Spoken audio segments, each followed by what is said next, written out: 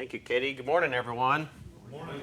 You know, our goal was to have a rain out, so maybe later this afternoon that might get accomplished. So we're talking about effective irrigation this morning.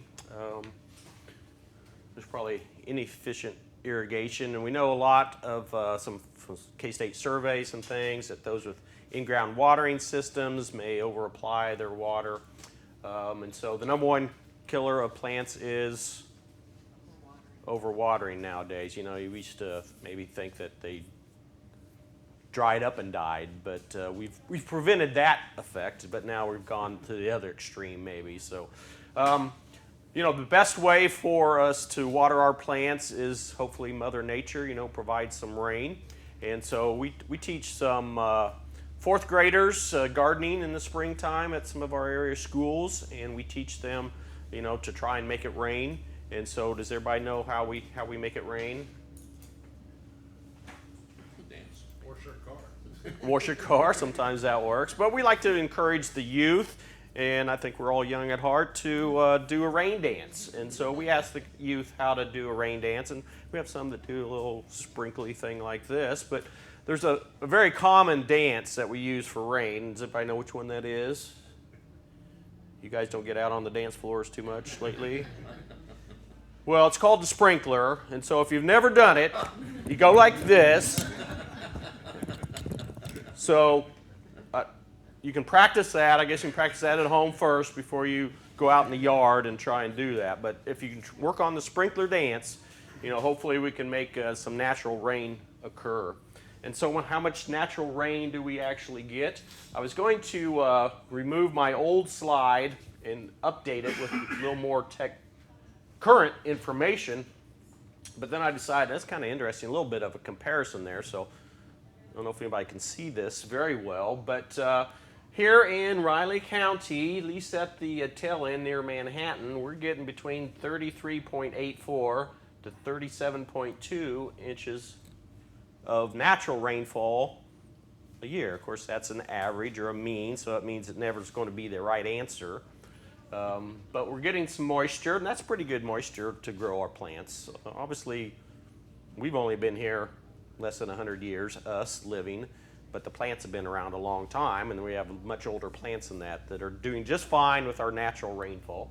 So that's the old slide I was going to remove and then put the new one over it, but I decided to put them above each other. And if you can kind of see,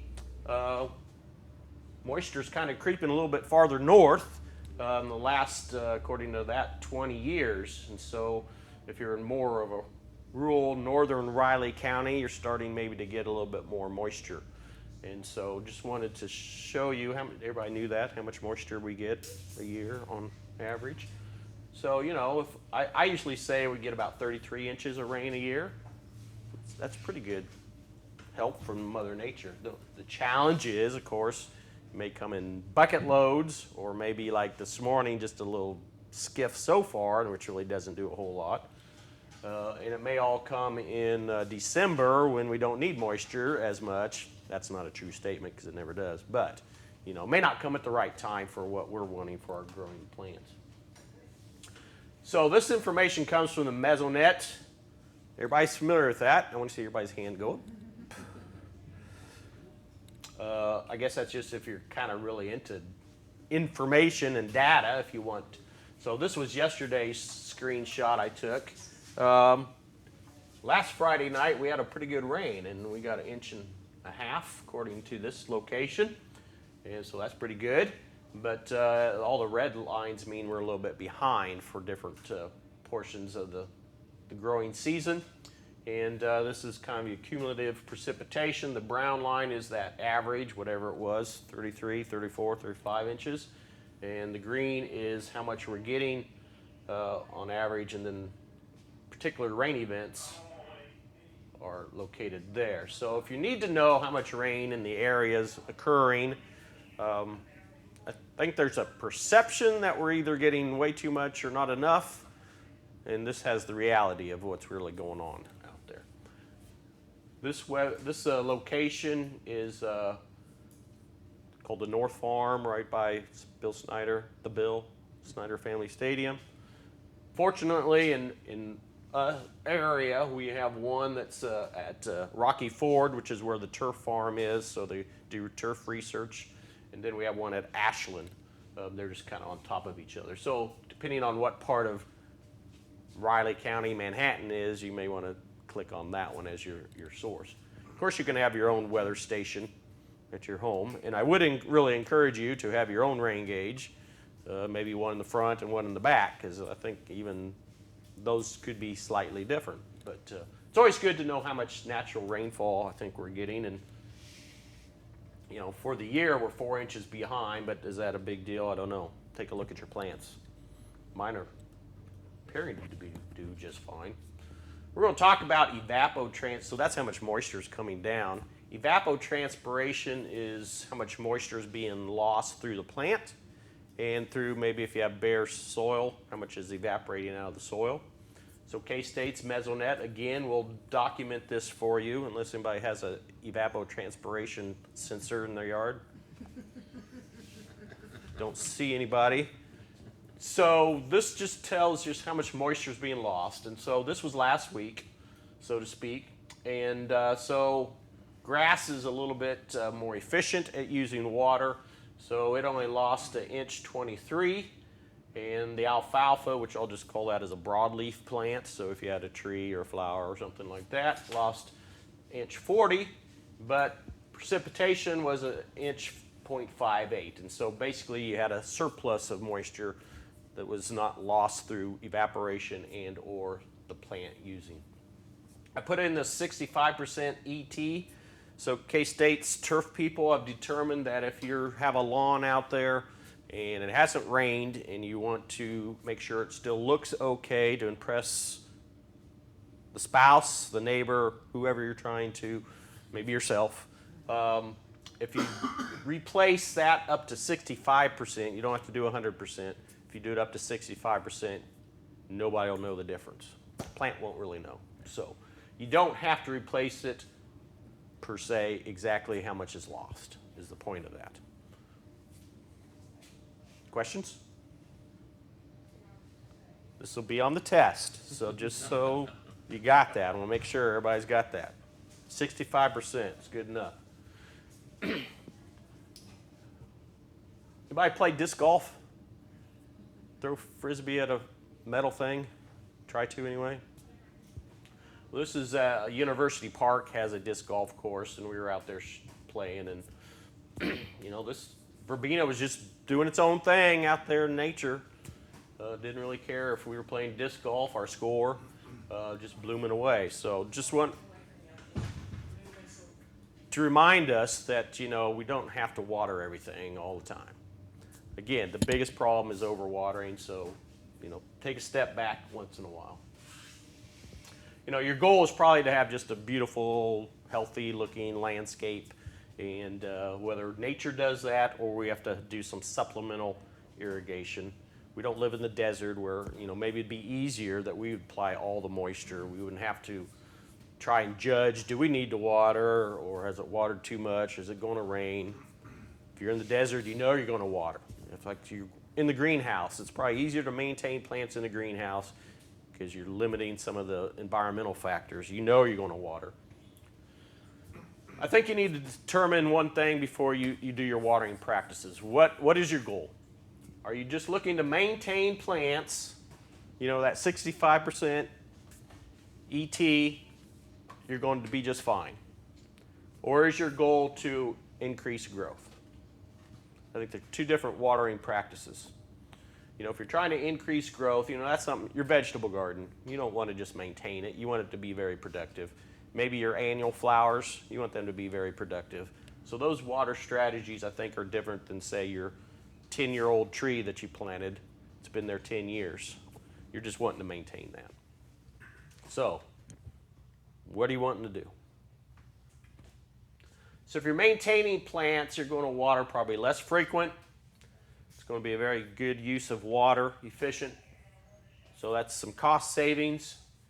And if we ever got into a restricted use of water, then the plants would be just fine. They're not going to be dependent on that supplemental moisture. But if you're wanting to increase your growth, you're going to water more frequently so that you get that growth. And if we do have a stress period there where we can't get moisture to it, your plant's going to respond that way. Going to be stressed. Will it die? Probably not, but it will be stressed. So in a perfect world, we have our soil profile here. We have half of it full of hard minerals, if you will. And then we have half of it could be open airspace. So all these indoor plants here, they have a lot of particle sizes so that they create that open airspace. And so if you're trying to grow plants as fast as you can, as well as you can, this is your goal, to have that even 25% of water area for the plant to use and 25% oxygen for the root development. Can you maintain that?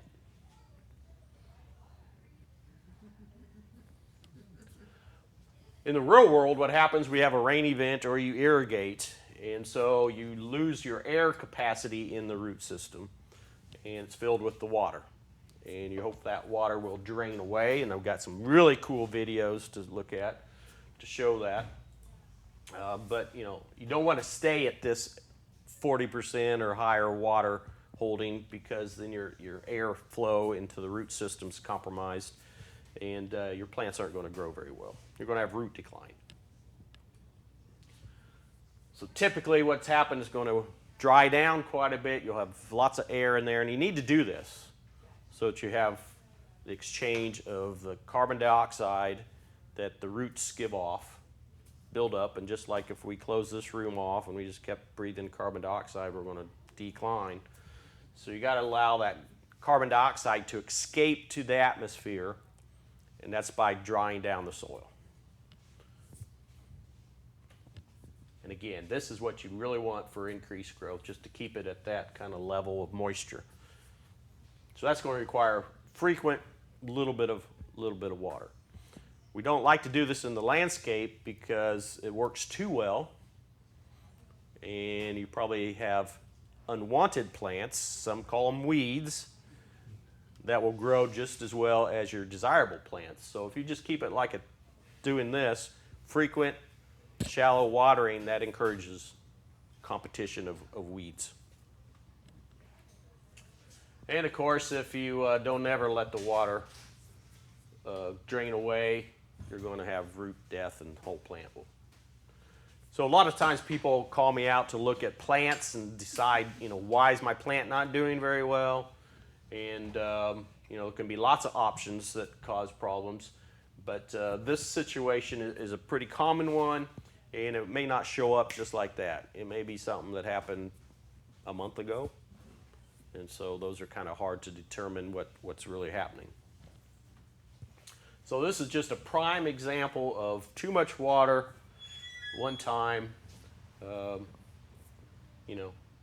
Caught that the day after it rained, so those haven't started to decline. These have been sitting in water for a day or two, and you see visual symptoms above ground, but if you were to pull those out and look at the roots, they'd be brown and dead, and brown dead roots don't come back. And so that was toast. This one, I don't know what happened. That was a personal problem. So here's your watering tools. There can be many, but I think one of the most important is your visual eyes to see if my plant needs watered. And the other one is some type of tool to probe the media to see if it needs moisture. So does this plant need watered? Okay, so we've looked at it and it's questionable. So the next step is to, on a potted plant, for those, we have a wilted looking plant here.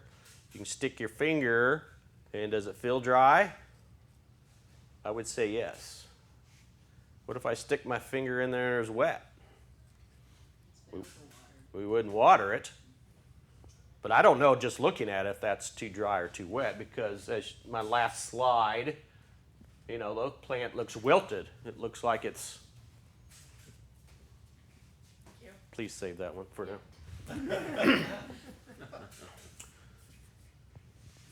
Overwatering, no hope. If it got too dry and our finger or some other probe determined that it was a dry situation, then we water. And that will be ready for sale by the time we leave here today. So it'll perk right back up. So your watering tools, your eyes, and some type of probe. You know, this is for the landscape, this metal probe. Just stick it in the ground. If it barely goes in on the outdoors, then you know you're getting dry. If you can push it in 6, 8, 10 inches, you know, after a rain event or moisture occurring, then you know, wait a while. So, you know, again, if you're trying to impress your neighbor or somebody, you might get one of these probes to walk around the yard when everybody's out in the neighborhood, and you can say you're looking for gold, or I don't know. So different probing mechanisms. We'll talk about it again, but repetition is good. You know, anything wet down 12 inches. If you can stick something in the ground 12 inches, you know, you go play golf or whatever else you want to do. You don't have to worry about irrigating right now. So these have been my probes over the year. The tire iron worked good until the flat tire. That didn't turn out as well. These were when I was younger. They were shorter. But now that I'm older, prefer not to bend over quite as much. So it depends on the length of your probe, how far you have to bend to probe that soil. All right, so we're going to see if this will work. Got a little video.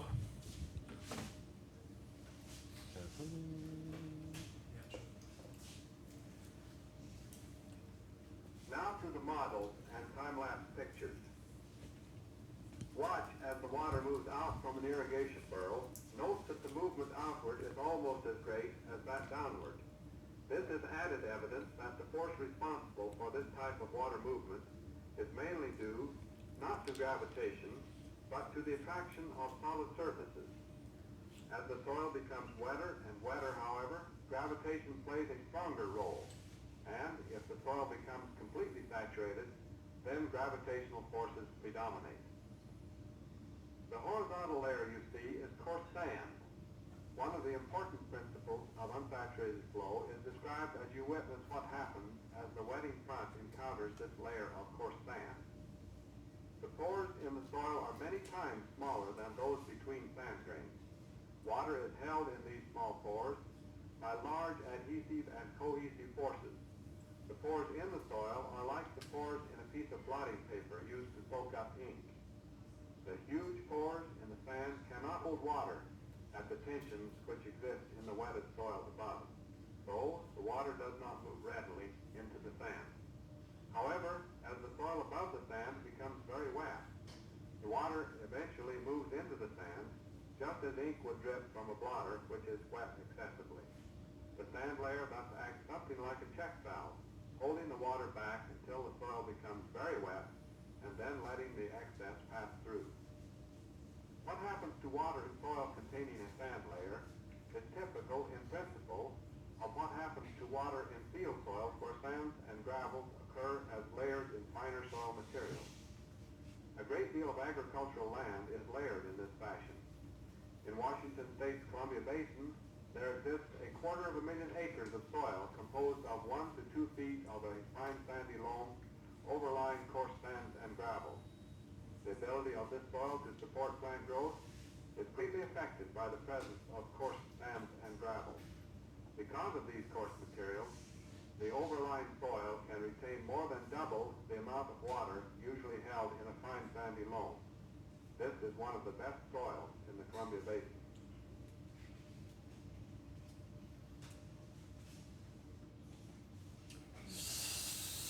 So there's a thought out there that you put gravel in the bottom of your containers increases drainage. Anybody have heard of that? Well, this video just showed that's the opposite of what happens. That's water. adheres to itself, and so it doesn't push through that new particle size until there's overwhelming amount of moisture. So that's why we don't encourage adding anything to your container other than the potting media that you put in it. And this is also if you had some other layers of material in your soil yourself, we'd like to blend it all together. So if you're making a berm garden or a raised bed garden, it should be all the same material blended together if you need to, so that the watering practices will be ideal for your plant. So this is kind of indicating of a drips irrigation system too. So the water was just coming in here and it was going sideways. And so that's why drip irrigation works very well in our soils, and is, of course, the most efficient way of using water. Questions on the video? Wasn't that awesome? Before I show the next awesome video, just to break it up a little bit, this is how you can water a tree. So you just anybody have a 5-gallon bucket, 1/8 inch drill bit.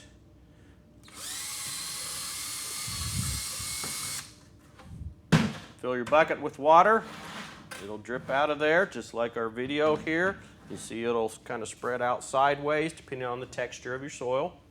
And you got your watering system. Larger tree. Fill it up with water. Second time. 10 gallons of water. Should be good to go. Take your probe. Shove it in the soil near your tree. See how deep you watered. We like to get down 12 inches. And you're good. When do we water again? Depends on a lot of factors. Any questions on my great? Just one hole then. One hole? You can do one on the other side if you want to.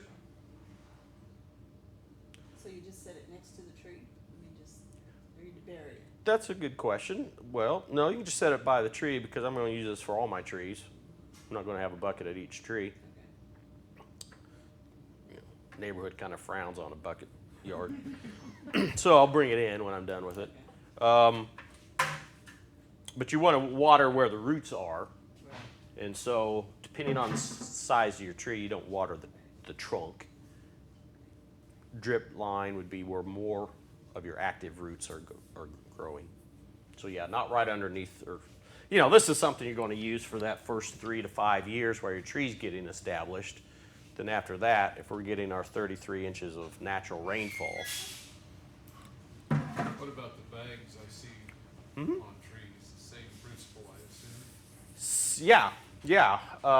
Yes, it's a slow drip is what the purpose of that. Now, I didn't bring it, which I meant to. There's some research out of Washington State that the bags that you put up around the trunk, that's unnatural for the trunk to be covered like that. Ideally you don't leave them there forever. But there are other ones, I think it's called a diaper, that's more of a flat around the bottom, which may be a better watering practice for you. But water the tree when it needs it, that's the most important thing. So how long does it take for that to drip out? Well, how much time do you have? We could fill it up and Does it And take time like it. a day or just, is it- that's a really good question. Okay. The other one I've done, I have a bigger hole in it, Okay. and so it comes out faster, obviously. But you're going to go eat lunch and come back. Okay. So another silly question probably is, you just set it in one place, does it water the whole tree? Okay, because of that. It's going to fan out, That yeah. makes sense. If you have a sandy soil, it's not going to fan out as much. And again, put them close to where the roots are. So it depends on, if you just planted the tree, your root ball's right here, so, next to the trunk's probably going to work. But year 2 and 3, you're going to spread it out a little bit farther. That's one way of watering a tree. Well, while we're here, we'll talk about the other ways of watering a tree. So a lot of people purchase these drip soaker hoses, if you will. They're made out of recycled tires, I believe.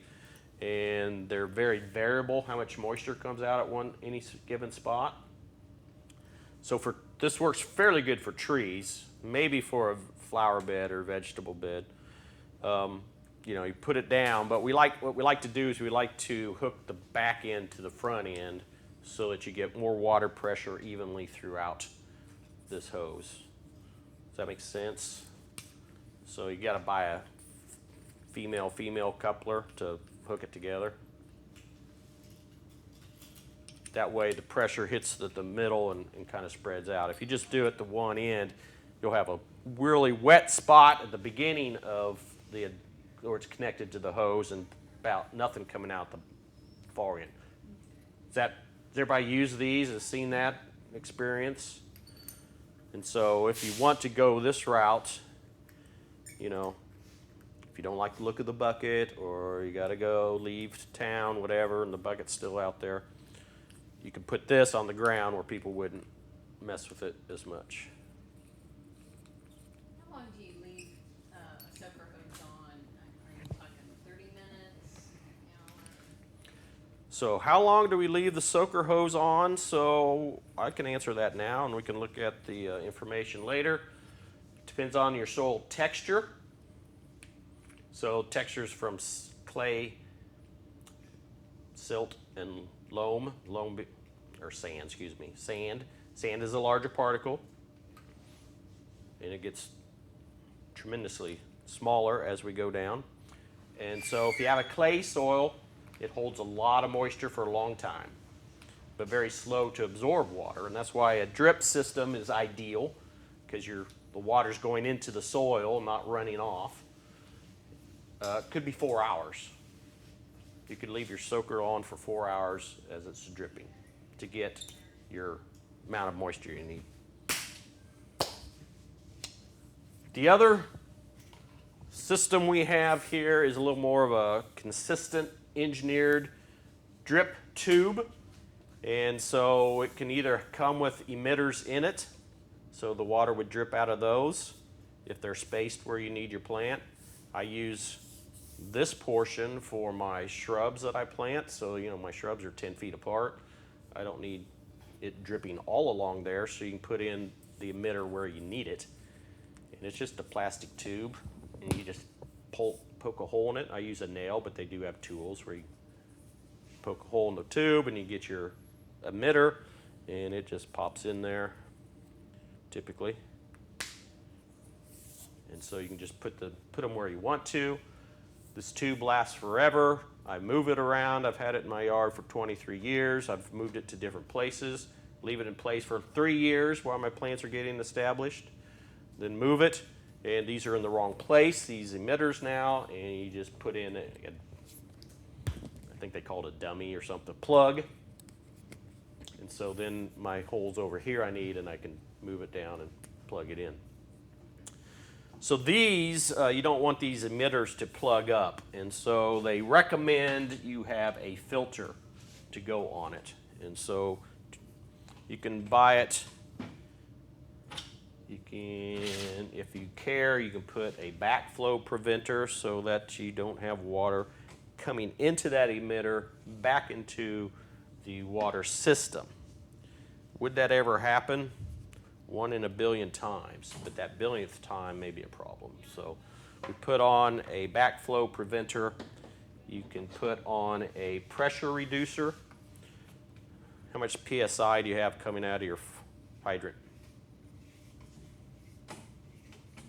Depends on where you are in town, but it could be a lot of pressure, and that could maybe push the emitter out. So you put a pressure reducer on there. You just need, 8 or 9 or 10 PSI to run this thing. And it's all garden hose. They have plumbing threads is different than garden hose threads. Just make sure you have the right thread. That's speaking from experience. This actually is plumbing thread with an adapter to garden hose thread. So garden hose would go to there, this is plumbing, and then back to garden hose. Just got to know which thread you have. or you have buy all the adapters to make it work. Run it for 4 hours. Run it for 2 hours. Go out there and probe soil, see if it's down deep enough. It's good to keep a record. You know, you can periodically check it, but you know, if it needs to run for 3 hours, you know it needs to run for 3 hours. And it works. Questions?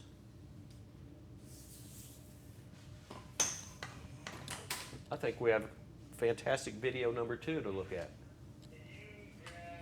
Now for No? models and time-lapse pictures. Let's go to the next slide. Thank you. There we go. Water moves rapidly down into the soil through a vertical channel filled with coarse organic material. But this is true only if the channel extends all of the way to the surface. This practice of vertical mulching is now being used in some areas where infiltration rates at the surface are too low to permit absorption of all of the rainfall. A vertical channel is cut into the soil with a chisel-like tool. Then chopped organic materials are blown in behind to hold the channel open. The channel itself has the ability to hold some water, and this permits a longer time for infiltration. Putting free water in contact with the underlying dry soil increases the capacity for its rapid infiltration, and hence surface runoff is reduced. Since the water in the surrounding soil is under tension, none has entered the straw channel on the right. The important point to remember here is that the channel must remain in contact with free water or water under positive pressure to do any good. And if the top of the channel is covered over or becomes plugged with fine soil, water flow into the channel is restricted, even though the soil might be saturated. Everybody's heard of core aerating your lawn?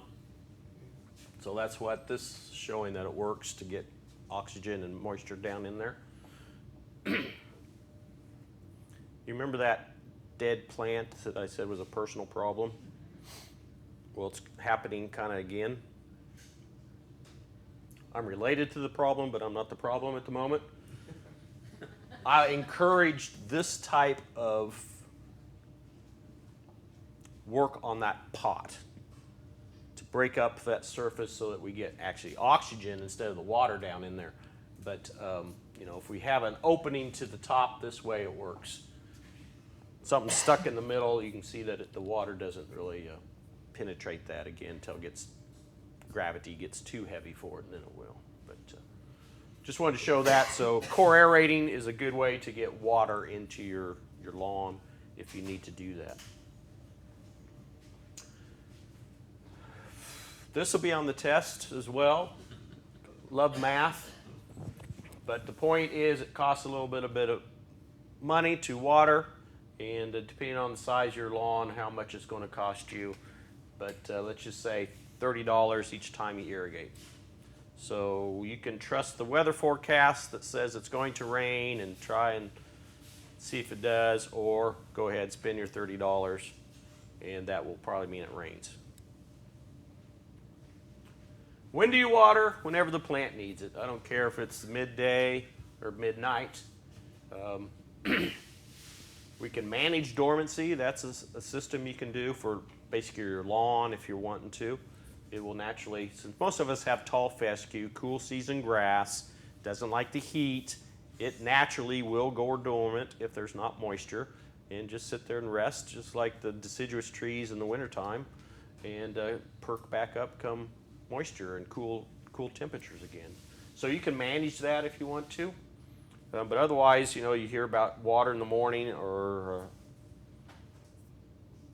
you got to water in the morning. Well, it's a good use of water, but you can water whenever the plant needs it. Some plants don't need watered even when it looks like it does. We talked about the dry one, overwatering, but sometimes just in the heat of the day, a lot of plants will reduce their leaf surface. So probably don't need to water in the middle of the day unless it's really bone dry and you stuck your finger down in there or probed the soil. I've heard watering at night's not a good idea. How come? Dry out. Does it dry? Yeah. If you have a disease problem, watering at night is probably not a good thing. But does a disease happen in one event? Usually it's a longer period of time. If you're watering your lawn every night, yeah, that's a problem. If you water, I water my plant whenever I need it or when I have time, which may be during evening time, but I'm not going to do it every night to create an issue for disease development. So yeah, I mean, if you can water in the morning and it can dry out, yippee. But if your plant needs it and you have time to water at night, that's fine. Just you're not doing it every night, right? Wait to water, you know. We want those root systems to get as hardy and as healthy as possible. So you don't have to water first thing in the season. Let those plants adapt to what's going on. That's the point of this particular slide. I know Manhattan seems like we have unlimited water resource with a lake and 2 rivers running by us, and maybe we do, but there's not ultimately an unlimited amount of water. And so this is just encouraging you to use water efficiently. And a lot of this wasted water can be through our irrigation systems or practices. So we want to make sure we're doing the best we can. Any questions on that? We want to have good, clean drinking water, whether you care about the tap water or you want to import it from Aquafina or whoever supplying your bottled water. So we can't just be willy-nilly about our water. How many of you have containers, growing plants? Very good. Obviously, there's not enough volume there to probably just go all season without watering. So we do need to water. We always want to make sure we're watering as deeply to fulfill the whole rooting media, and don't water again until you start to see some plant response, and stick your finger in there, see if it's, again, those containers look wilted, but they were overwatered. I love this acronym PLANTS. So if you call me out because you got a plant problem, I use that. Is there a place for your plant? Is it the right place? Does it have enough place to grow? Is it being overcrowded? So liquid is the one we're talking about. Is it overwatered, underwatered? Air, we want to have air in the soil. So all these potted foliage plants, you know, they put that white perlite in there and other particles to make sure there's enough air in there for good root development. Soil, nutrient, fertilizer. You know, we can do soil testing so we can know exactly how much nutrients your soil needs or your plant needs. So that's not even a one to worry about. We can figure that out very easy.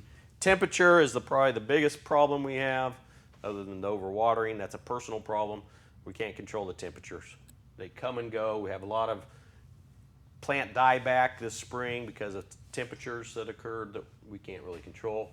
Sunlight. Obviously, plants need light to grow, and maybe it's not enough, or the plant can handle too much. But liquid, 90% of our plant, the plant is 90% liquid. Carries the nutrients, keeps your plant upright. We call it turgid. Will cool the plant and is needed in the photosynthesis process for growth.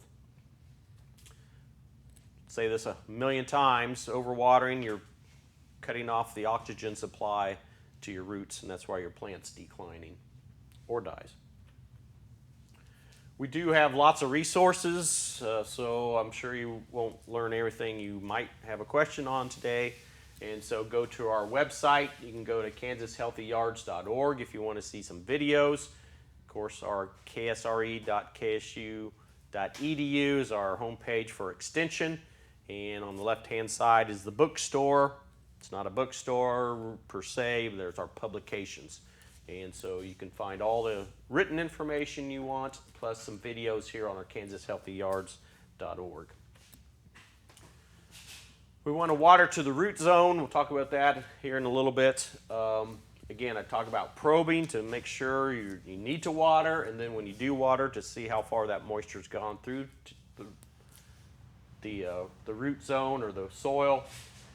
If you don't want to do any of that and you just have your rain gauge out there and you're checking it to make sure you get an inch of water a week, whether it's from natural rainfall or your irrigation system, you know, your plants are going to do just fine. Evaporation, we have less in the morning and evening, so that's a good time to water. Usually the wind's not blowing as much. But if we're using drip, that's another great reason to have drip for Kansas, because who cares about the wind? The water's going where it needs to be. You could water to the evapotranspiration, replacing what has been lost during the week. You can go to the website. So, you know, if it's a cool, cloudy week, then less evaporation. Won't have to water as much. Measure the output of your sprinklers. Early in my career, I started out in Kansas City as a property manager for the landscapes, and I ended up being the irrigation repairman. That's all I did was fix irrigation, and did not enjoy that too much, and so I quit. But just because you have an in-ground sprinkler, don't think it's set up and ready to go year after year without any maintenance on it.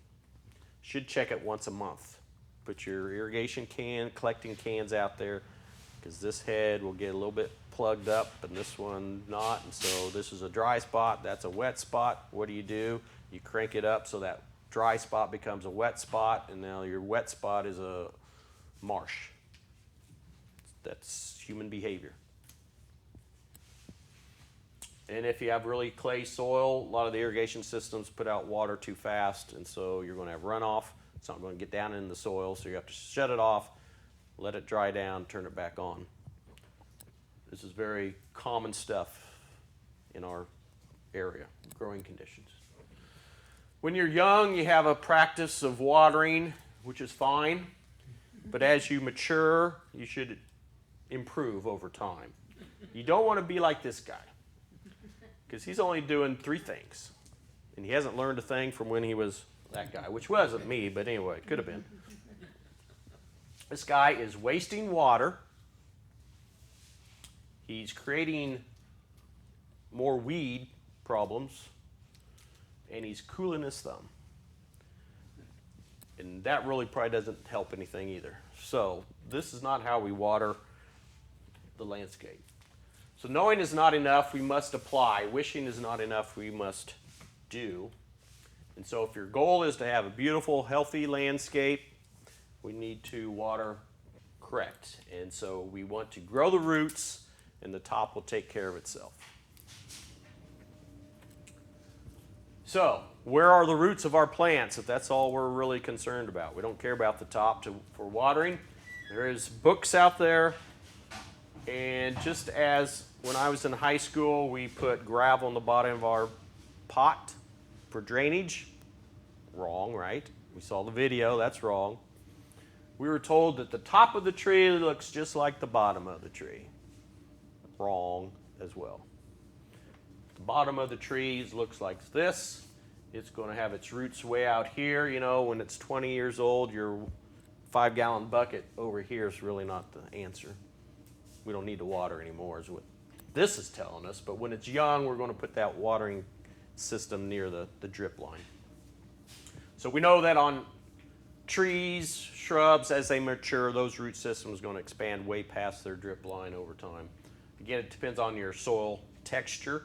If you have really sandy soil, it's going to go out farther to get the moisture that it needs.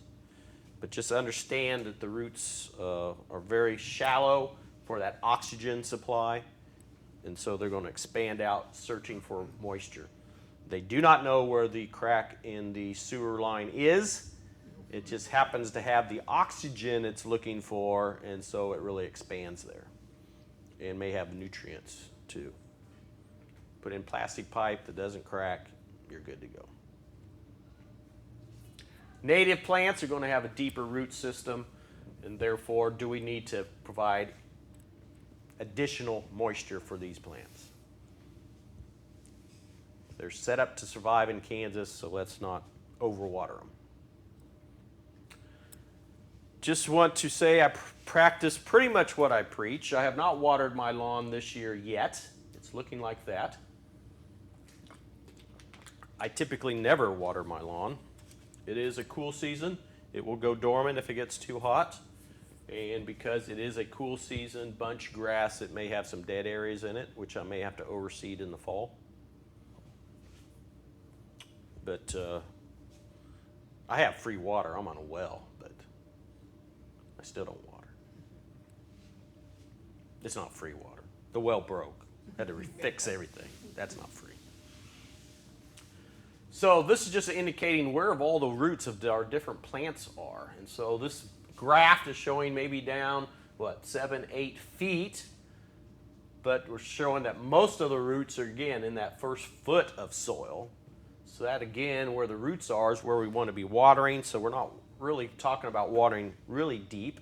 Well, hopefully nature will take care of those really deep waterings. And you can find out whatever plant you're growing, how the roots are. And so this is watermelon, and the depth of 12 inches.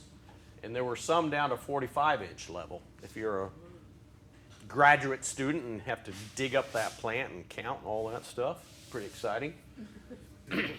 But we still had, the point of my watermelon slide here is there are some at 12 inches, but there are some at 45 inches. Not oxygen too much down there, but there is moisture down there. And so therefore, you don't have to worry about watering your watermelon. Number one killer of watermelon, overwatering watermelon. It's designed to be able to take moisture. Two-step process when you do water. How much? You add enough water to fill the majority of that root zone. And the majority of the root zone's close to the surface. So I don't know, depending on your plant, how much that is, but generally it's more than a cup and less than 20 gallons. Does that narrow it down?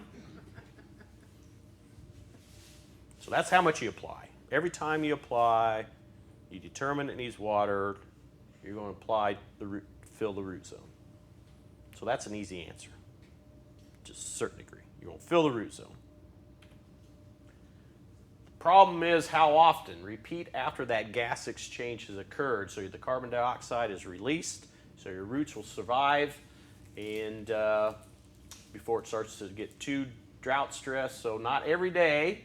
Yes, if you've planted a seed out there, you need to keep it moist until the plant gets to a certain degree size, but probably before 2 weeks has passed during the growing season. So there's your time frame. 1 inch a week. When I say 1 inch a week, I like that inch of water in the 24-hour period. I don't need to do it Monday, Wednesday, Friday to get my inch of water. And that's the way all irrigation systems are set up, because they just lay down sod or whatever, and they're trying to keep that plant alive because they're not there. But once your plants are established, you don't need to water Monday, Wednesday, Friday.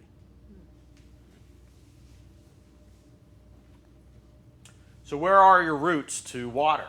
And so different plants have different capabilities and our root systems.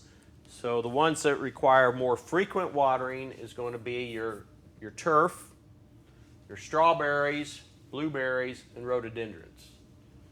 Rhododendrons and blueberries do not have a fibrous root system, and therefore they don't have the capacity to get the moisture out of the soil as well. So those need a more frequent in there, so that's a shallower watering. Cool season plants, your broccoli, those things, which I never would need to water either. 18 to 24 inches is their root zone. Warm season plants go a little deeper, and our maturing trees are going to go down to 4 foot, so to speak. So that's where they are, but we just need to water that top portion where most of the roots are.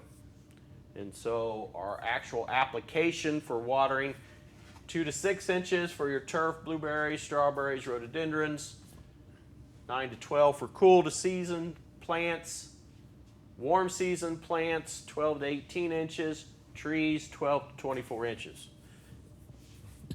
Because my phone knows everything and I don't have to remember a single thing anymore, I try to remember 12. So if you're watering any of your plants other than your turf, if you get the moisture down 12 inches, we're really good to go. Any plants. If you want to be more specific, you can. But if you want to boil it down, if you have moisture down 12 inches after your irrigation or your rain event, that plant is going to be just great for at least a week. In a week, go back and test. Probe the soil. Do I need to add any if it hasn't rained? Check it out. This is on the Mesonet. It's just another example showing how much moisture, how it works in the soil, whether it's a barrel here. Field capacity is when it's totally full. Permanent wilting point is when your plant won't come back even if you irrigate the heck out of it. So we have all this area here for that plant to take moisture and do just fine. Now the ET here, how much water is taken away, you can replace it if you need to. Manageable allowed deficit, so we're allowing it to dry down to a certain level before we add moisture. That's kind of that managed dormancy, if you will. We do add some moisture if we need to manage, but to keep it dormant, alive, but not dead, and not growing. Confused? Okay, move on. All right, here's your tools. First, you're going to look at the plant, and then you're going to go use a probe or something if you have a question about it. Quiz. Here's your lawn. What area needs watered? What area does not need watered?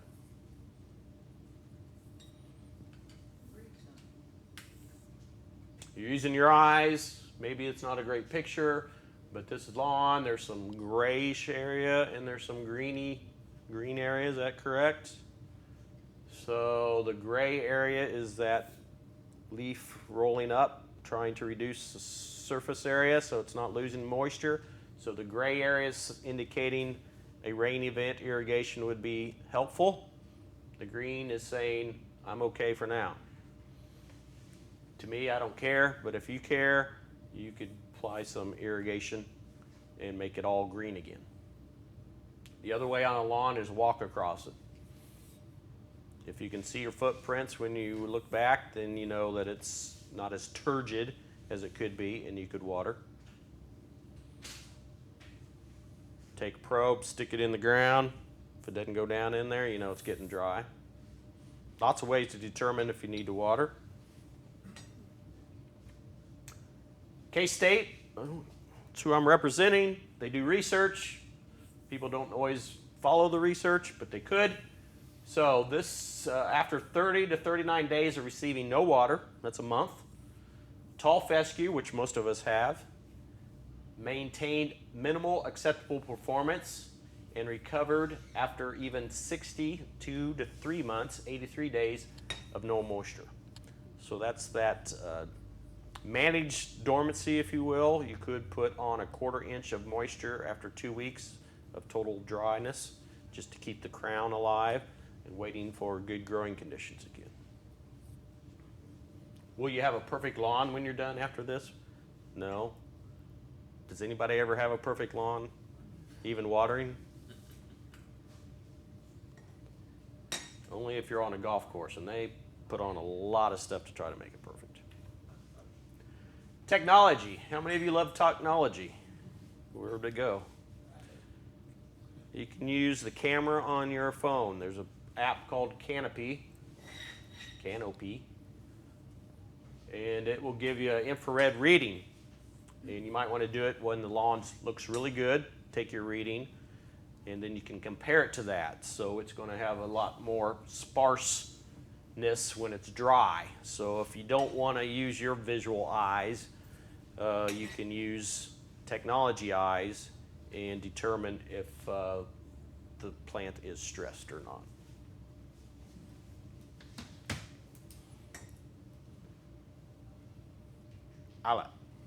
We all have a little stress in our life, and it makes you a stronger, better person. And so let your plants stress a little bit. All different ways of watering plants. Everybody has a rain gauge, I hope, or two. They have them over here, I know, for sale. I have all of these irrigation tools. Tried them all. Favorite one? The rain dance. Even if it's raining. But anyway, this was down in New Mexico, this Ola. I think that's how you say it. They're using clay pots and you just filled them. It's like the bucket system, but they were burying the clay pot by the plant. So just another way of watering, drip irrigation. Any questions on any irrigation tools? You just need to monitor how much outflow you're getting, make sure it's going into the soil. You know, the impact heads, the gear drivens do a pretty good job of spreading it out. I don't know if I have my spray head in here. Yeah. I hate spray heads. They put out water way too fast. Your soil, even sandy soil, I don't think can absorb the amount of water that comes out of these. So you switch them out with the multi-stream head. And so kind of an example of what it looks like. You'll see them like that. Bigger droplet size so it can actually get into the soil, not the fine mist that blows off because it's windy in Kansas. And we talk about, hopefully I have it coming up. Nah. Anybody have one of these? You know how to run it? Is it doing a good job for you? Sounds like I'm watering too much. We did K-State did a survey. Everybody who has one of these overwaters. They have a rain sensor on there. And I see every time it's raining, you see all these irrigation systems running. So what you do, there's a great part on here. It says run, and it says off. This off button is really important. Very useful, and that's what you use most of the time. You have it on off. You go out there and it looks a little dry. You walk, you see your footprints, you probe it. Gosh, can't get this into the ground. I think I need some irrigation. So then you take it, put it on run. It'll probably run that night. And you won't know how much broken sprinklers and how much is going down the gutter and all that. But anyway, you'll get an irrigation run, and then you turn it back to off. And then you wait till you see, I think it needs water to probe it, and then you turn it back to on. And that way you'll be using it very efficiently. As efficiently as maybe you can. If you're like me and just use a hose and you still want technology, you can use your phone and turn your irrigation on and off. Rain barrel's good. Water the root zone. Run time. I guess I took the slide out. But it takes 4 hours in our clay soil to get moisture in that 1 inch of moisture down in there. So very slow application for most of us who have clay soils. And it's going to stay there a long time too. If you put mulch over your soil so there's no evaporation, I bet you can go at least a week, 2 weeks before you have to water again. Probe it, find out. I think that's pretty much it. Any quick questions? I've used up my time. I'm east of town a ways, I'm awful sandy. Okay. So You're going more often? more often, and depending on what you're growing, you may not have to water as long. You're just going to have to do it more frequently. Yes? Say you newly planted grass. Okay. How long does it take to get that root system usually down far enough that it can withstand the hot summer? That's a great question. It's going to take 2 to 3 years before that's mature. So you're still going to have to do your watering practices kind of like when you first got it going. I wouldn't let it go that first summer. I'd water it in the summertime until it's getting established. Maybe into year 3, Right now we're in pretty good moisture pattern. You might not have to do much watering, but as soon as I say that, it'll switch over and it won't rain for a month.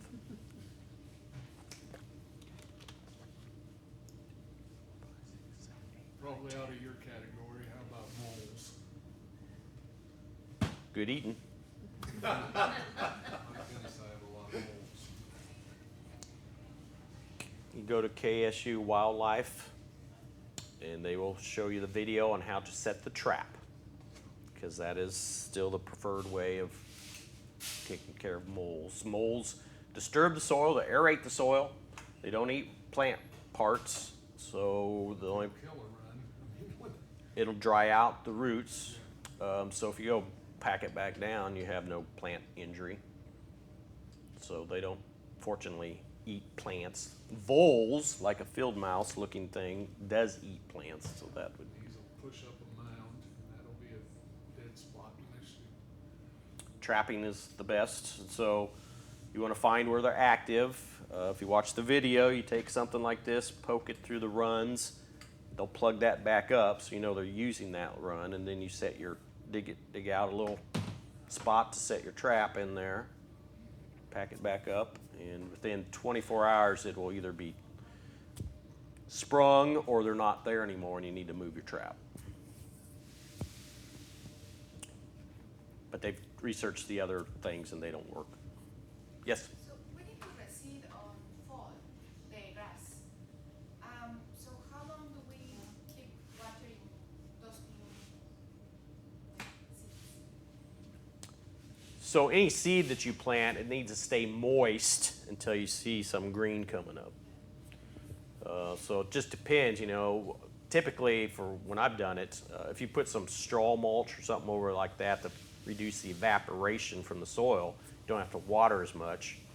But you water it in the morning and you soak it down after you plant, depending on your soil texture. But typically you soak it down after you plant, then the next morning you can water it, and then late afternoon water it, and you'll probably be just fine until you see it turning green and fuzzy and all exciting out there, and then you start doing it once a day and then every other day.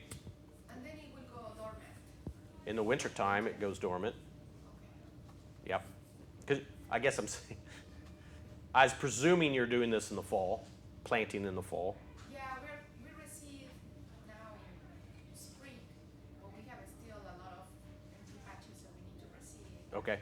on fall. Yeah. And I was wondering winter, the starting of the winter, I stop watering. Yes. For that. You know, ideally you'd probably plant Labor Day weekend, early September, and that gives us a good 2.5 months of growth, and then it should be able to withstand the winter time. The best we can do. We can't control the weather, so. But good question. And we'll be back August something for our lawn program. I don't know what it is. 27th or 28th. August 26th. 26th. I'll come a day early to make sure I'm here. Thank you for your attention. Good luck watering. Think before you water, I guess, is my only last point. Thank you. You're welcome. Thank you.